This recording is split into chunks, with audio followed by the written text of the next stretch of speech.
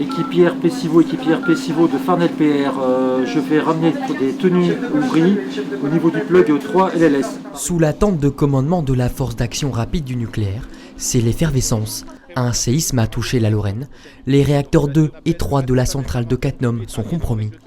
Ici, c'est la zone où on commande l'organisation de cette logistique, donc de nos équipiers, de nos moyens matériels et humains, vers les différentes missions qui nous sont affectées par le site. Pour y répondre, 90 équipiers sont mobilisés avec une vingtaine de véhicules. L'organisation est millimétrée. Donc là, vous avez notre tableau de briefing qui m'a permis de faire le point avec mes équipiers sur les missions qui ont été lancées aujourd'hui sur le CNPE. Donc on retrouve effectivement des réalimentations en carburant du site isolé, puisque le site a besoin de fonctionner ses matériels. Problème, l'accès à la centrale par les routes est impossible. Toutes sont inondées à cause du séisme.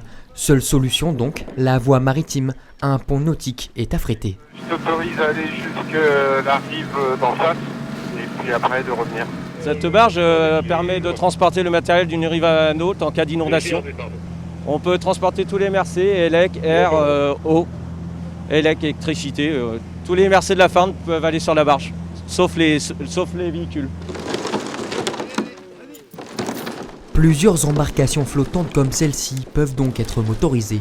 Une fois de l'autre côté de la rive, il faut tout installer le plus rapidement possible. Cependant, les hommes de la Farn restent toujours sous l'autorité de la centrale. Pour les distinguer, alors rien de plus simple. Pour eux, le jaune. Pour les équipes de Cattenom, le rouge. Nous, la Farn, nous venons sur demande du site appuyer les équipes du site pour garantir cette continuité dans l'action et donc fourniture d'eau, d'air et d'électricité, et pour tenir dans la durée également d'amener du carburant pour faire alimenter l'ensemble des diesels qui vont tourner éventuellement pendant plusieurs jours. L'eau, l'air et l'électricité, les trois grands indispensables pour limiter les rejets. Après 2015 et 2017, c'est le troisième exercice grandeur nature de la Farn à Cattenom, le 49e au niveau national. Le plan s'est déroulé sans accroc, soyez-en sûrs, ils seront prêts face aux situations les plus extrêmes.